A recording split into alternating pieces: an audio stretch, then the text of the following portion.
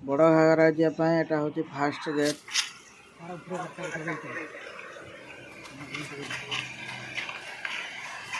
तो जय जगन्नाथ सांग मैंने तो चलतु आम देखा जीवा बड़ घाघरा किमिति कौन झरणा बोची। तो आगे जा चल देखा ये हूँ केउंझर जिले में अवस्थित बड़ घाघरा।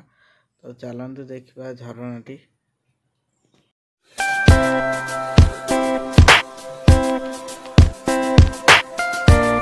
तो फास्ट टाइम आसी बड़ घाघरा देखापी तो बहुत बढ़िया लगुच जगह गुड़िक। तो चलते आगे जा ये तो देखिपे ये झरणा टी सामने झरी आसूँ बहुत सौंदर्य और बहुत बढ़िया लगुच देखला। तो एबाटे गोटे रास्ता अच्छी पाहाच होगापी ऊपर को। तो ऊपर को दिया चल देखा कौन अच्छी। तो चलतु जा जहाँ हूँ दुकान गुड़िक पड़ी जहाँ पर्यटक मैंने आसिले भोक लगे निश्चित खाई पारे।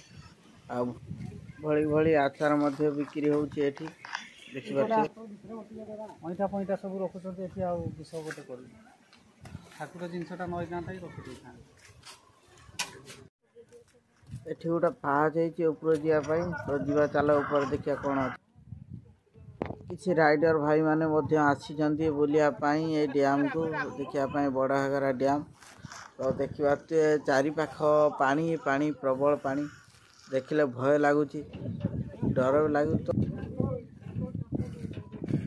बर्तमान जीवा गोटे मंदिर टी अच्छी बड़ घाघरा। तो देखिए मंदिर टी पूजा पाठ कौ देवता अच्छा। तो चलतु मंदिर सामने शिवंकर वाहन अच्छा।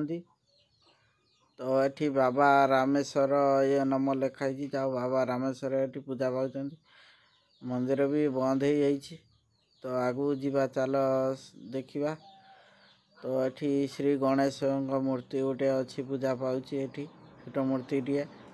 तो आगू को गला देखा पाइल जे जय हनुमान गोटे अच्छी मूर्ति अच्छी। ये हूँ कि झरणार ऊपर दृश्य देखा पानी की झरिकी तलू जाऊँ। जहाँ आमको तो ये जगह बहुत बढ़िया लगे बुलाबुली करने। जहाँ गोटे झरणा टाइप अच्छी पर्यटक मैंने आसपाई। जदि आपण को आम भिडियोटी भल लगी निश्चित कमेंट मध्यम कहे। और सब्सक्राइब कर जमार भूल मैंने रोच। जय जगन्नाथ।